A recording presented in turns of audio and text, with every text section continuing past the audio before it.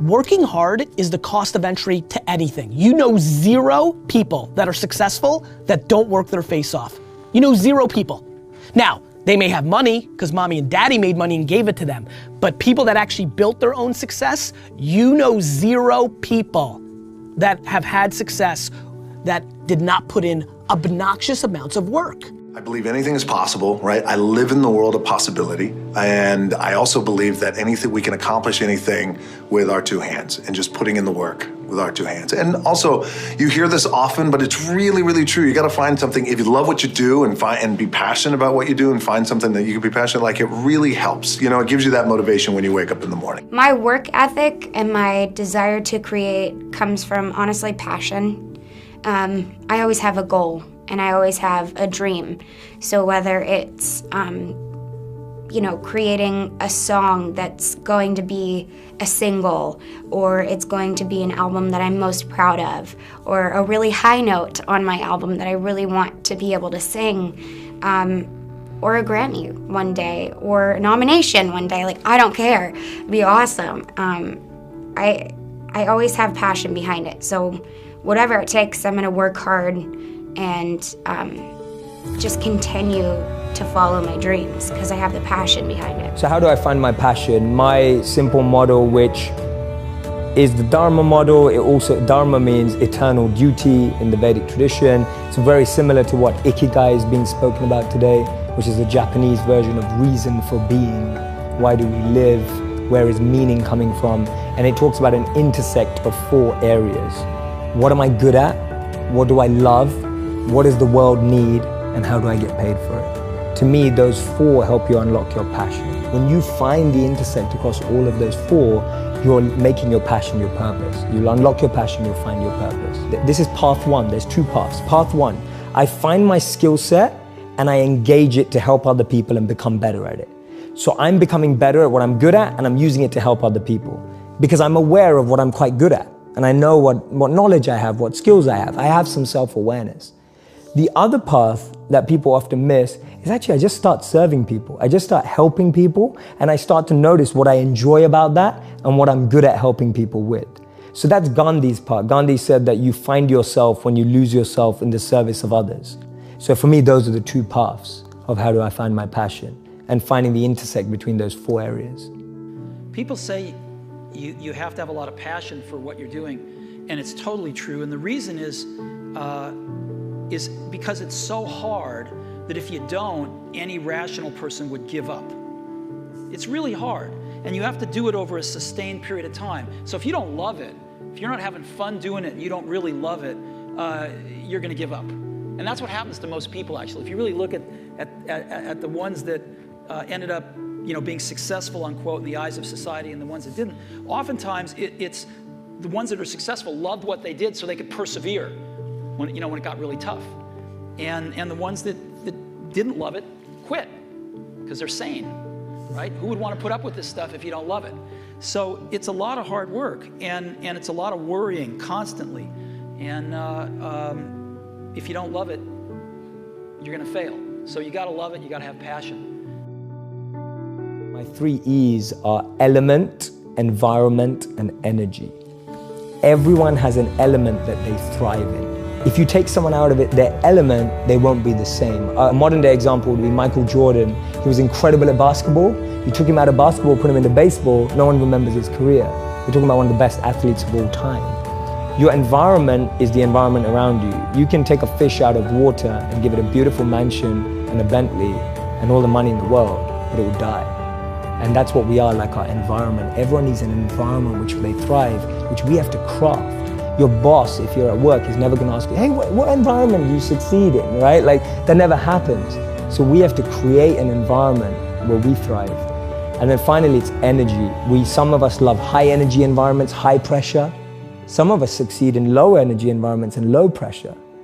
Figuring out your energy and the frequency on which you operate best will help you thrive as well. So for me, those are the 3 E's to really create a thriving environment. Know your element, know your environment, and know your energy. And so at all times, if I see anything going wrong, I'm going, is my element out of alignment? Is my environment out of alignment? Or is my energy out of alignment?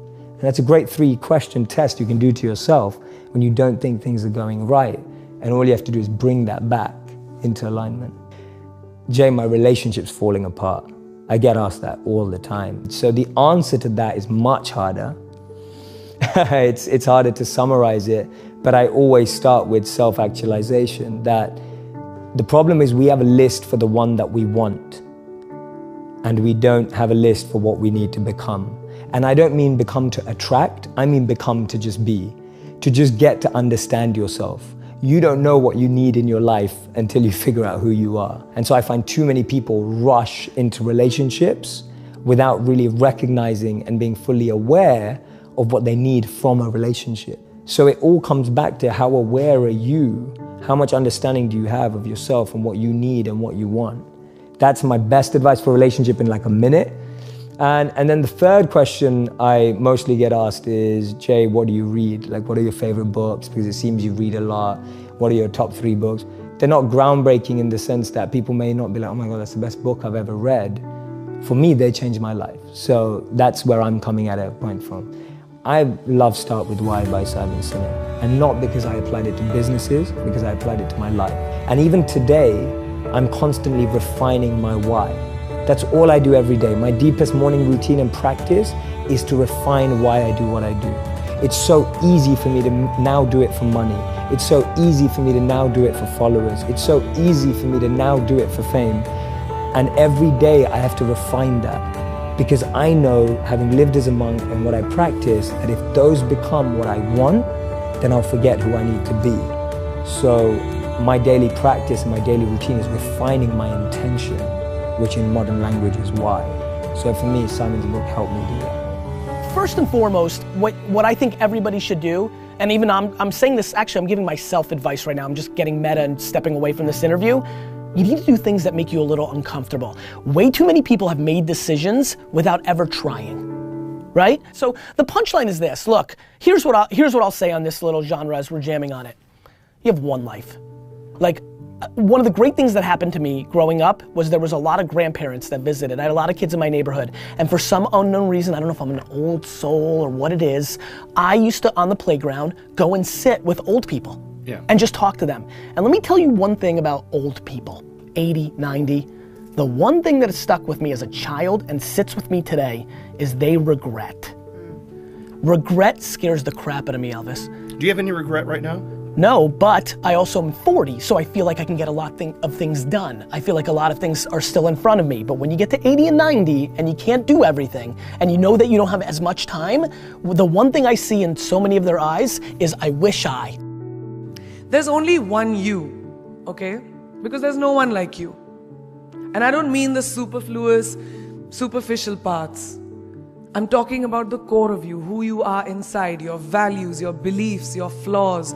And once you understand who really that person is, you would have taken the first step in finding your unique self. And that is the best version of you. Who am I really? Most often, we don't allow ourselves the ability to dream beyond our imagination. We don't allow ourselves to think about the future because we are afraid of change. We are afraid to move away from what is familiar. Either that, or sometimes, we are too rigid to let our dreams evolve.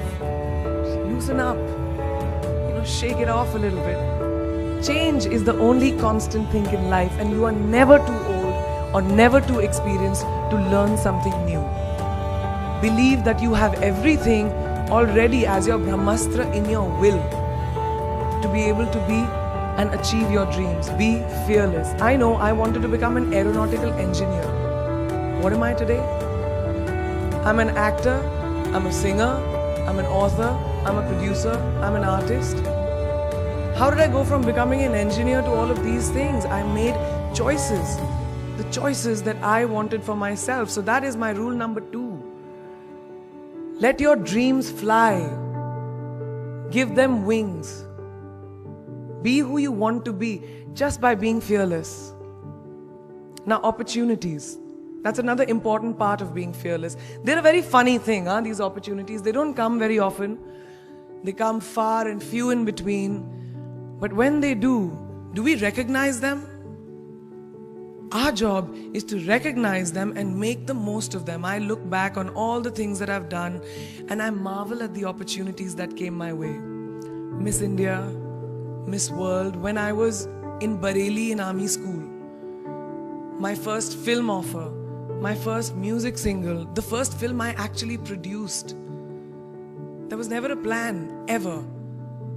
More like the universe sort of guiding me towards these opportunities. All I had to do was recognize them and make sure I worked so hard that I squeezed every drop out of these opportunities. This, ladies and gentlemen, is called drive. It's called ambition. So no matter where you are in life, rule number 3 is you have never arrived enough to explore new opportunities. And there's nothing wrong with being ambitious. You will need to find your passion. Many of you have already done it. Many of you will later. Many of you may take till your 30s or 40s. But don't give up on finding it, right? Because then all you're doing is waiting for the reaper. Find your passion and follow it. And if there is anything I have learned in my life, you will not find that passion in things. And you will not find that passion in money. Because the more things and the more money you have, the more you will just look around and use that as the metric, and there will always be someone with more. So your passion must come from the things that fuel you from the inside. And honors and awards are nice things, but only to the extent that they regard the real respect from your peers. And to be thought well of by other people that you think even more highly of is a tremendous honor that I've been granted. Find your passion, and in my experience, no matter what you do at work or what you do in official settings, that passion will be grounded in people. And it will be grounded in the relationships you have with people and what they think of you when your time comes. And if you can gain the respect of those around you and the passion and true love, and I've said this before, but I waited till 39 to get married because I had to wait that long to find someone where her happiness was more important than mine. And if nothing else, I hope that all of you can find that kind of passion and that kind of love in your life.